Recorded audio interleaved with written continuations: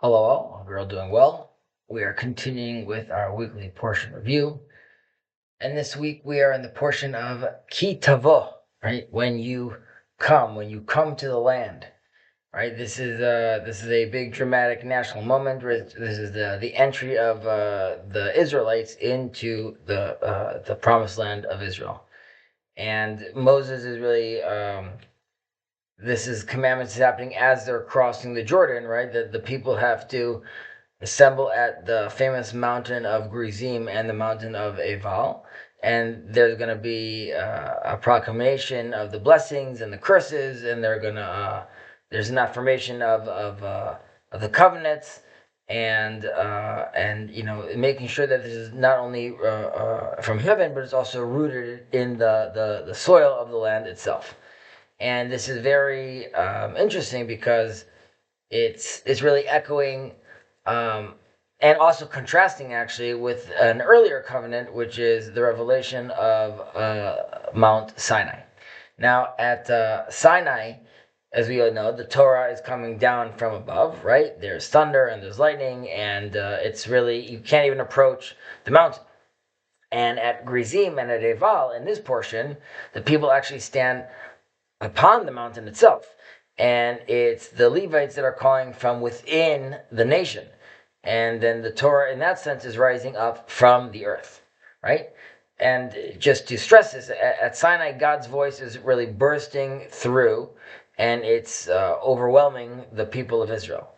And they're trembling, and they can't even touch the mountain, right? And it's that Torah is really entering the human soul through awe and fear, right? This is, and as our sages teach us, there's also a sense, a level of compulsion as well.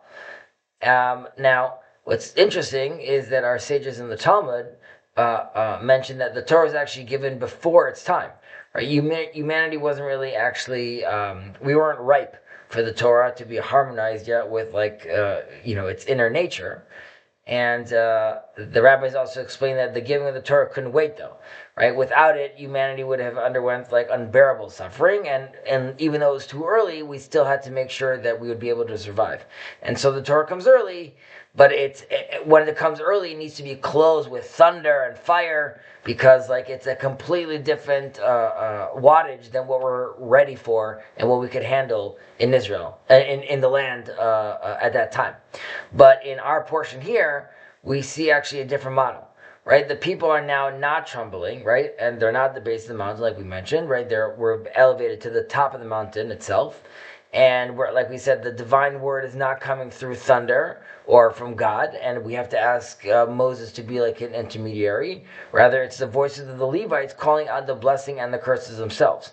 And here, it's not descending from above, like we said, but it's emerging from the life of the nation in its land, right? Finally, there's like a proper orientation. And this is really what signals that in the land of Israel, the Torah is not imposed on man. It's actually lived from within, right? This is what I speak about often, which is now that we're back in our land, this is where we're actually going to be able to experience and express the actual Torah, right? The Talmud, with all its greatness, nevertheless, is still a band-aid of the exile, right? That's not really the proper expression in the land. And it's really the flowing of holiness in the land of Israel, in the soil itself, which is what man is trusting his natural ability to hear the divine voice echoing from within the land, from within the depths themselves. And that's why the Torah has like a double origin, right? A double source. It has Sinai and it has from earth on Gerizim and Eval. Now, Rabbi Kook, which we mention often, he explains that there's actually two different types of holiness. There's a transcendent holiness, right? And this is the one that battles against nature and calling us to rise above it. And then there's also the holiness of nature itself, which is, this was really suppressed in exile, but now it's actually emerging with a redemptive power. Initially, it was too difficult for us to deal with the temptation of holiness through nature, and so we decided to just skip over it and deal with the Torah. But now we have to deal with this holiness of nature itself. And it really animates even secular life in Israel and the desire to be, quote unquote, a normal democracy, or we want to have this natural vitality like other people. That's because we're trying to connect to that level of holiness. And it's not always known as the source, but it is holy nonetheless. And it's the ultimate vision is really to reconcile between two of these things, to have heaven and earth, Sinai and Gerizim, awe and this natural trust. Each has to learn from the other until both are actually revealed as one divine Torah. And this vision really speaks urgently to us in Israel today. Right? There is a divide between Jewish and democratic, between the religious and the secular, and it's reflecting the same tension, right? Which is Torah from heaven versus Torah from earth.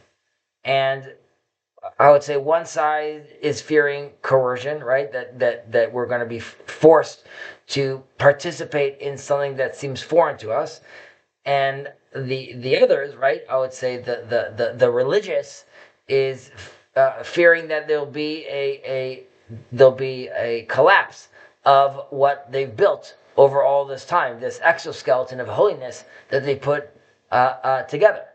But the Torah itself already showed us that there is a way, right? Sinai was necessary to establish this awe, but Gerizim was necessary to root the Torah in the human life and in the soil. And we have to do two of these things together.